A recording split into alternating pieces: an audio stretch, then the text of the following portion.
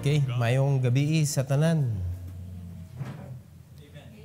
Okay, this evening, mga igsoon, let's continue to study about salvation. So, atong ipadayon ang soul networking lesson, and this is number 3 sa atong soul networking. And the title of this message is, Who Are Lost? Kinsa man ang gitawag og lost? Ang atong gisgutan last, mga igsoon, nga si Christ ni ani siya ang reason nganong ni ani siya diri sa kalibutan para pangitaon ang mga lost. So, nagpadayon ang mission sa Ginoo nga pangitaon ang mga na lost. Ang problema, murag ang Kristohanon wa na kaibaw kinsay lost. Mura nahitabo ang mga Christians na lost na pod. Lost in command. No, sila mo'y nawala diri sa kalibutan. Kay wala naman nakatultol kung asay angay sulwiningon. Wala na kay bawog unsay angay buhaton sa simbahan. So, we need the guidance of the Lord to know who are lost. Okay? Kay importante kayo ning mahibaw-an nato mga kaigsunan, because the reason why a lot of people aren't sure that when they die their soul will go to heaven is that they are lost. Dako kaya ng problema, ha? That is the main reason ngano nga ang mga tao wa kay baw nga inig kamatay nila, malangit sila, kay nagpabilin sila sa pagka-lost. Unya, proud pag yun nga lost. Proud ba nga lost? Kanang dili mo angkon nga sila lost. Kaya na sila ilang kaugalingon nga gibarugan, na sila kaugalingon nga nahibawan sa ilang kinabuhi, kabahin sa Ginoo, then nagtuo sila mao na to. So lisod kayo ni tultulan ang kaning tawo nga na lost, unya wa siya kay baw ug di siya mo angkon nga na lost siya. Pero ato gyapong hibaw-on mga kaigsunan, unsa may gisulti sa Bible kabahin sa lost. So duha ka butang mga igsoon para mailhan nato kinsa ning lost. Kinsa ning lost nga gipaningkamutan sa yawa nga dili na sila makailag yod sa tinuod nga dalan. Number 1, the blinded mind. The blinded mind. So kaning utok nga na blinded, bisag unsaon pa na nimog tudlo, bisag unsaon pa na nimog pakita sa sakto nga prinsipyo, bisag unsaon pa na nimog pakita og example, di gyud na sila kakita. Ngano man? Blind man. Their mind is blinded. Kabantay mo sa inyong mga loved ones. Bisag nausab na ka, di sila kakita, anak. Sa imong mga amigo nga kauban nimo sa unas pagpabadlong, inikita nila nimo, bati na ka, di sila kita sa nindot nga kausaban. Because they are blinded. They cannot see it. So that is why they need to understand, mga kaigsunan, nga kaning mga blinded mind, kinsa ang nagbuta ani nila. So, the devil has blinded the minds of them which believe not. Reasons why the gospel is hidden from them. So, bisag unsaon na tudlo nila ang gospel, bisag unsaon na tuog tudlo nila nga si Kristo naghatag siyang kinabuhi, namatay, gilubong, labanhaw, dili gyud na sila kasabot. Because they are blinded. So, dapat pangutanon gyud na nato ang atong gidisciple. Kabantay ka kanang imong gituhuan karon, nakapahatag ba na nimog kapaniguruhan nga kung mamatay ka malangit ang imong kalag? Ha? Pila nakakatuig anang imong gituhuan karon? Pila nakakatuig nga nagsigig buhat kung unsay gipabuhat sa imong religion karon, but until now wa gihapon ka kasiguro nga kung mamatay ka malangit ba ang imong kalag? Na di na ba yung kaganahan maimpirno? So you do not know. Ambot ang imong tubag. Ambot lang kung asa pa dong. The reason nga nung waka kaibaw because you are blinded by the devil. Dili siya gusto nga makaibaw ka nga impirno ka. Kay para mo padayon ka anang dalan nga waka kaibaw asa pa dong. Waka kaibaw gigiyahan day ka naman gyapon ang mga buta maglakaw-lakaw magyapon pero kaibaw asa pa dong. Monay kapait. So, atong basahon ang Bible igsoon sa 2 Corinthians chapter 4, 3 to 4 sa first part. Ingon sa Bible, but if our gospel be hid, it is hid to them that are lost. Klaro kayo ang gisulti sa Bible. So, ang reason nga nung giblinded sa yawa ang mga tao because of the gospel. So, katong lost, pasabot, lost, wa kay baw kung asa siya padong, kung mamatay siya, lost. Wagod kay baw sa padong. Ang reason na yun, nga nung giblinded siya sa yawa, because of the gospel of the Lord. Dili gusto ang yawa nga masiguro sa usa ka tawo nga lost nga malangit siya inig-abot siyang kamatayon. Dili gusto sa yawa nga maluwas siya. Mao na gipabilin siya na tuhuin na tanan diha. Ayaw lang paminaw aning gospel. Mao na nga bisan ang mga Kristohanon gilibog sa yawa, mao na ang paglakaw, ang pagwali, daghan na kang iwali, but the gospel wala gyud na highlight. Ako man maglalis na, mga Kristohanon tanan maglalis na, unsa may pasabot ani, unsay pasabot ani, wala na, naglantugi na mga kaigsunan. Ang gospel, wala na. So even the Christians,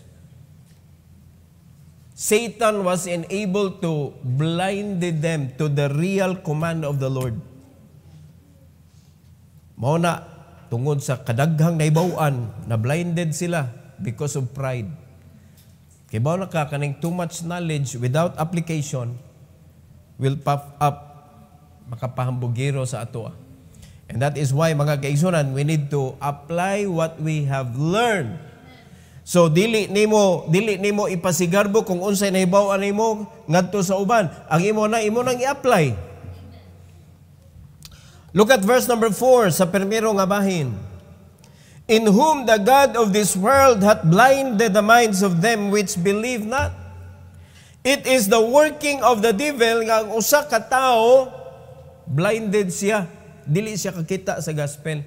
Nga naman, kung makita niya ang gospel, masabtan niya ang gospel, makita niya unsa di ay gibuhat sa Ginoo didto sa Calvary, nga naghatag si Kristo sa iyang kinabuhi, namatay, gilubong og nabanhaw og para di ay ito sa kaluwasan. Kay maurago na ang gisugo sa Ginoo nato. Go and preach the gospel to every creature. So kung mawali na nato, matudlo na nato ngadto sa mga blinded, ang may tabuan na they can hear it and the Lord can work in their heart. So if you are going to listen, kung ikaw usa ka blind, if you are going to listen that Jesus died for you, that Jesus was buried and He rose again to save you, the Holy Spirit can work in your heart to save you. Mo nagipaning kamutan sa yawa nga dili makadungog ang lost. Mo na nga gi-blinded niya, inikakita niya sa mga Kristohanon nga nagda sa Bible, mo share sa gospel, close. Ang ilang tanaw nga another religion. Ya kita nga mga Kristohanon gisirad-an man ta, musugot ra pud ta. Di ba? Mo na sundon na to ang mga strategy nga gibuhat ni Christ. He feeds, He do good works. Mabitaw gusto sa Ginoo nga muabunda ang atong panudlanan so that it will abound unto good works. Muna dili gusto sa yawa nga moasinso ta. Nakasabot mo? Kay nga naman, makahimo man ta sa sama sa gihimo ni Christ. Muna dili gusto sad sa Ginoo nga magpabilin kang kabus. O ikaw na pangutana sa imong kaugalingon, gusto sa yawa nga magkalisod ka. Pero gusto sa Ginoo nga mahawas ka sa kalisod so that you can do what He wanted you to do. O kinsa may imong gituman ron? Ana mga Kristiyano mi din. Di man ang kwarta mahinungdan makapangalagad ta. Pailad bukas yawa. Tanawa nga ano ang kapangalagad tungod kay nangita pagkag unsay pamahaw ugma. Unya sila nakapamahaw na ka, di ka po kapangalagad kay nangita kag unsay ipaniud to. That is one of the greatest weapon of the devil to keep the Christians from preaching the gospel of the Lord. Amen. O gipakita na ni Christ mga kaigsunan, do not let them go, let them eat. Amen. And how can the Christians keep those who are lost, especially they're hungry, if they themselves are hungry also?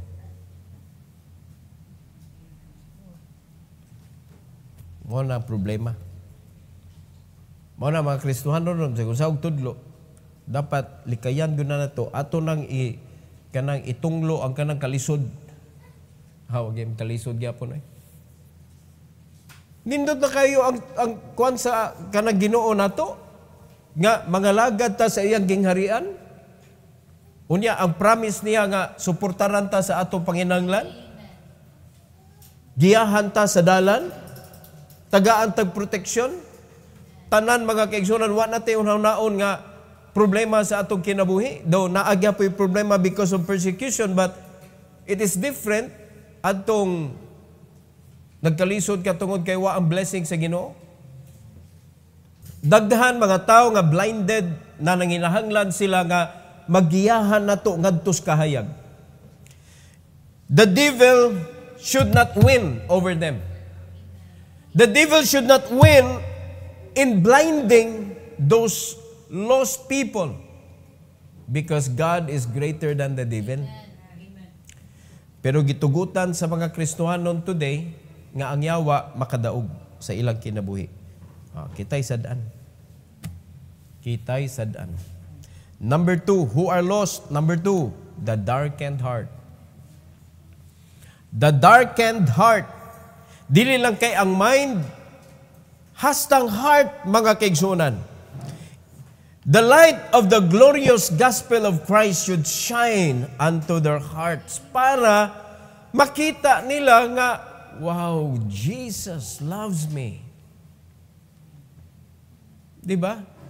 Madunggan naman nila nga, for God so loved the world, but wala gyud nakasud sa ilang kasing-kasing kay ang ilang kasing-kasing gingit-ngitan man sad sa yawa. Look at 2 Corinthians chapter 4. 4b hantod sa 6. The Bible says, lest, reason nga nung gi-blinded, lest the light of the glorious gospel of Christ, who is the image of God, should shine unto them. Mahadlok ang yawa nga madanagan sila sa kahayag sa glorious gospel of Christ. So, in verse number 5, ingon sa Bible, for we preach not ourselves, but Christ Jesus the Lord, and ourselves your servant for Jesus' sake. For God, who commanded the light to shine out of darkness, hath shined in our hearts, to give the light of knowledge of the glory of God in the face of Jesus Christ. Mao'y tumungyod sa pulong sa Ginoo ang gimando mga kaigsunan sa atua nga ang kahayag yod mudan-ag yod diha sa kasing-kasing sa usa ka tawo nga gi-blinded sa yawa. So, how can we reach the heart of those who are lost without the gospel of the Lord? Magpabilin silang ngit-ngit. Amen. Amen. Diba? So we need to touch their heart. We need to touch their lives so that mura sila og mo lower sa ilang guard ba? Mabitaw na ang kanta, how can we reach the world we never touch? How can we show them Christ if we never show them love? Diba? Just to say we care will never be enough. How can we reach the word we never touch? So may touch nga gipasabot diha. Meeting their needs. Helping them in their difficult situations. Mo na kita mga Kristohanon ay yung sugot nga naa ka, ikaw may nasa difficult situation. As a servant of the Lord, mga kaigsunan, it is our job to let people see how good God is in our life.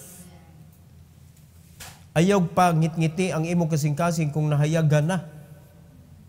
Kaya ang atong trabaho nga mapakita nato sa mga tao ang kanindot sa Ginoo, madanag dito sa ilang kasing-kasing pud. Amen? Muna ipakita nato nila nga perting nindota gyud sa Ginoo sa akong kinabuhi.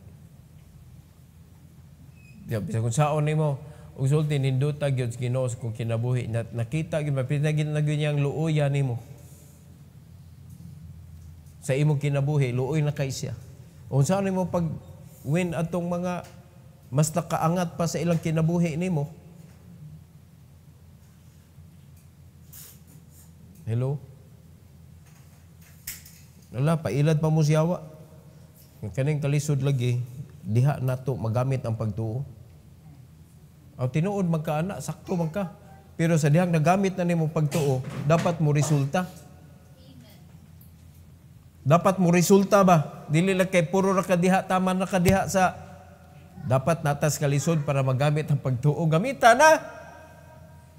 So pa may gilangayan nimo. Are you listening? No. Ipha ang katuigan sa imuhang Kristohanong kinabuhi. Pila na ka years? Then evaluate your life. Kung ikaw tong kabayo na hug sa kanang atabay, asa nakadapit? Asa nakadapit? Nalubong na? Ha? Kagawsuno na ka? O pertinang lubong nga?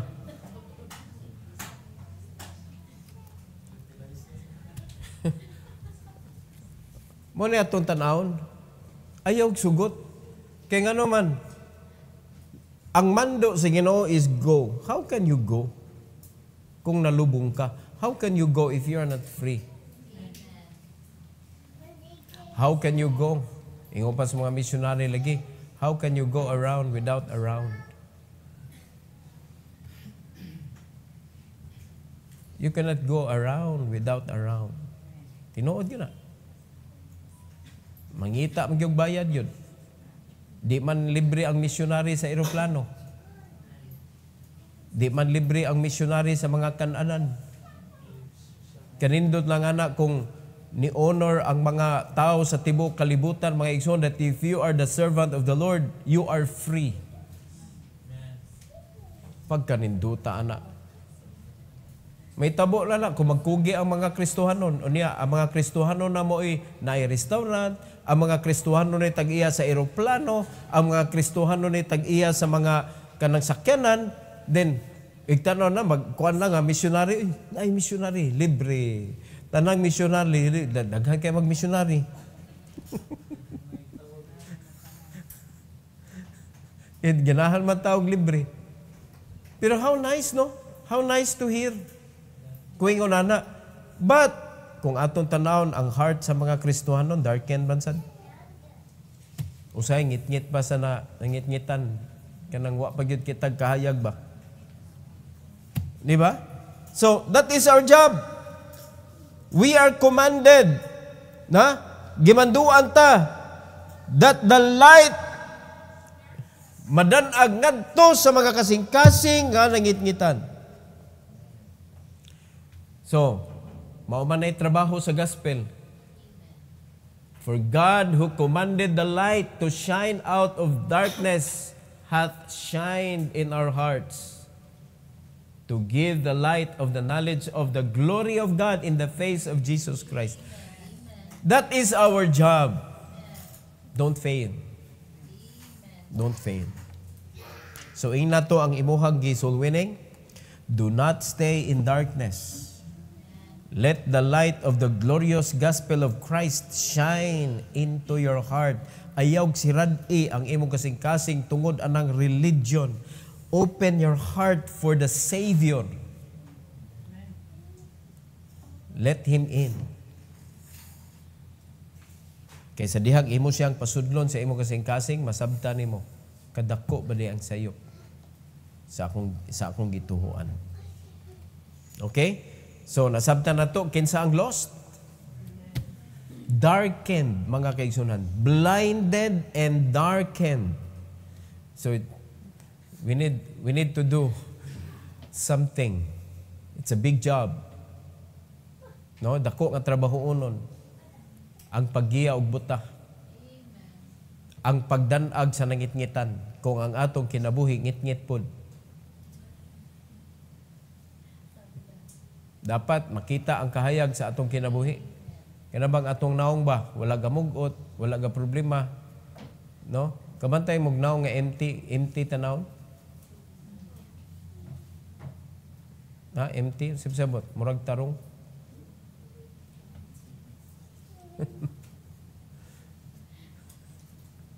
Murag true. Di ay. Kinahanglan makita gyud. No? Makita gyud ang atong pagsalig sa Ginoo.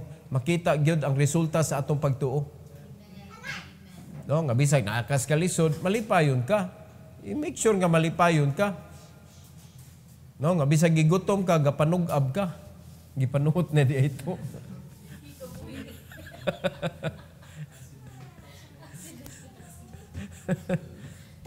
Malipayon ka ba? Kay mao man na ang gikuan sa Ginoo, it is not the status of life na makaibaw ta nga gi-bless ta sa Ginoo. Naa sa imong heart mga igsoon nagsugod ang blessing. Resulta naman lang na. So dapat blessed ta nga moatubang sa mga tao because we already have the light. Ni shine naman sa atoa.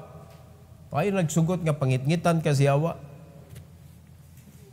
Are you listening? Mura kita mga Kristiyano, we should be an aid to our fellow Christians. Dapat dili ta babag. Dapat dili ta magpagamit sa yawa nga ma-discourage sila. Dapat dili ta mahimong galamiton sa yawa nga mapabugat nato ang uban nga mga Kristohanon nga nangalagad. Kay mao nay nakita nato ron sa mga kasimbahanan. Ang usa ka simbahan nahimong kontra sa usa ka simbahan. Dapat dili ingon ana. Ang usa ka Kristohanon nahimong kontra sa usa ka Kristohanon. Unya sila na mo'y nagbangi.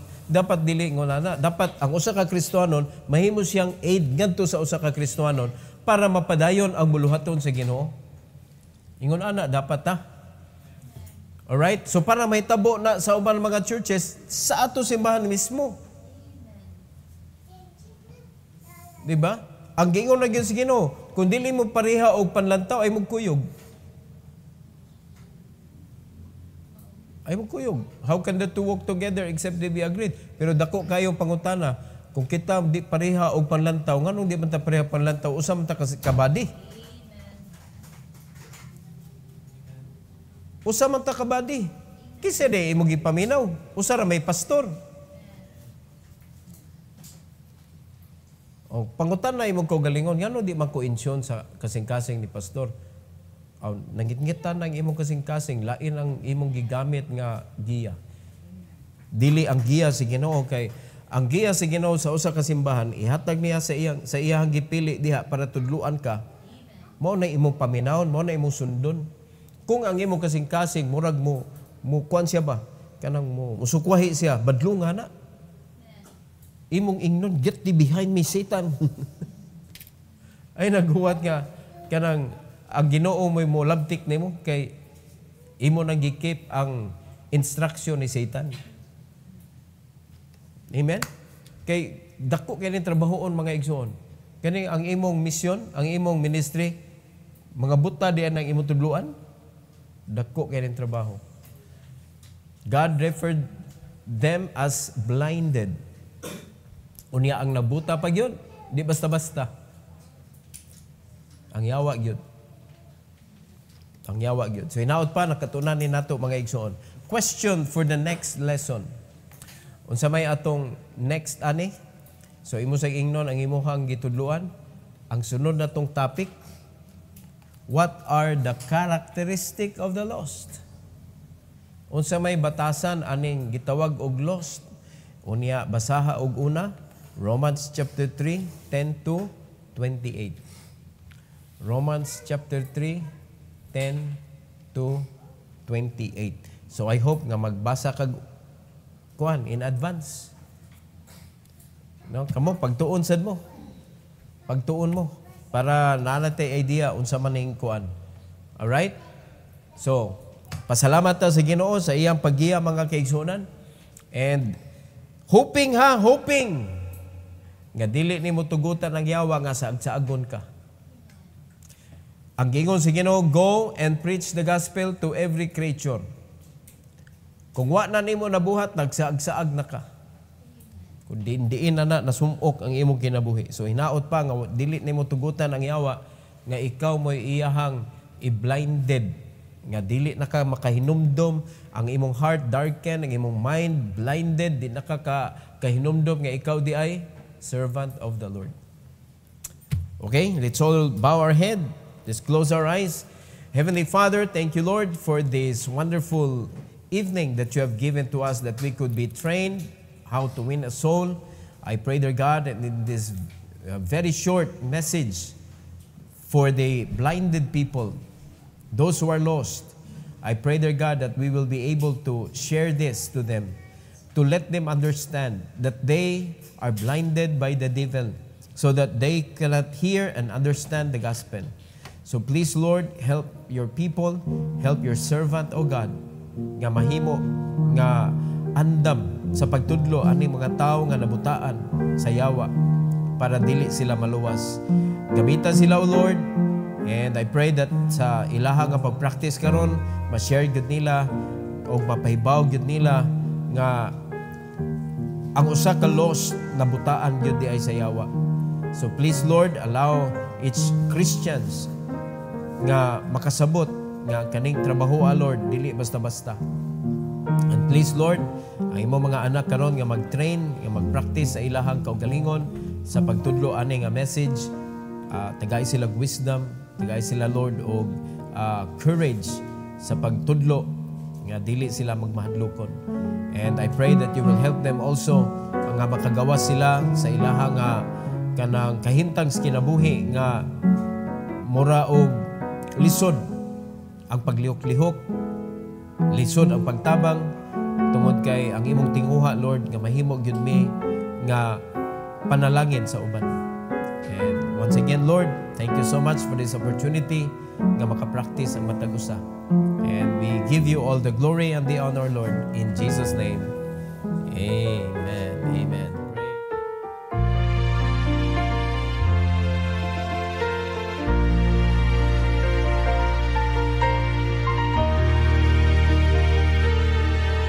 Could it be that up in heaven, God is sitting on his throne, anticipating another sinner will soon become his own?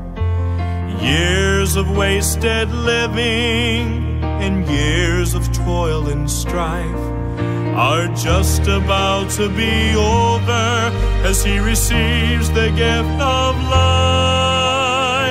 Go sound the horn, strike up the choir. A sinner is saved, saved from the fire. No more in darkness, he's received my son. All heaven's rejoicing, that's the value of one.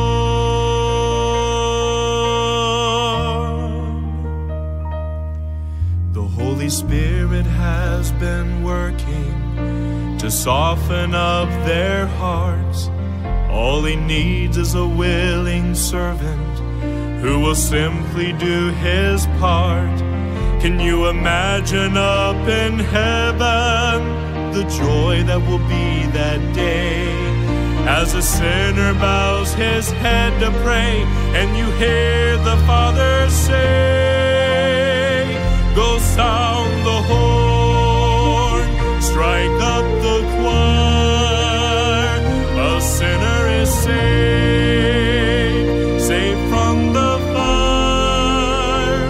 No more in darkness, receive my song. All heaven's rejoicing. That's the value of one. Start construction on his mansion, there on Hallelujah Street. He doesn't know yet that it's waiting. As the Savior he will meet.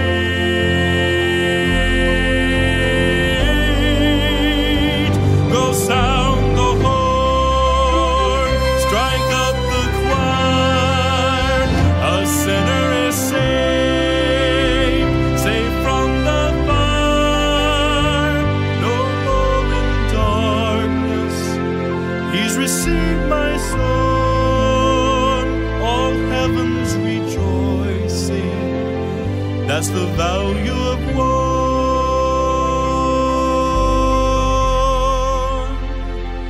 All heaven's rejoicing. That's the value of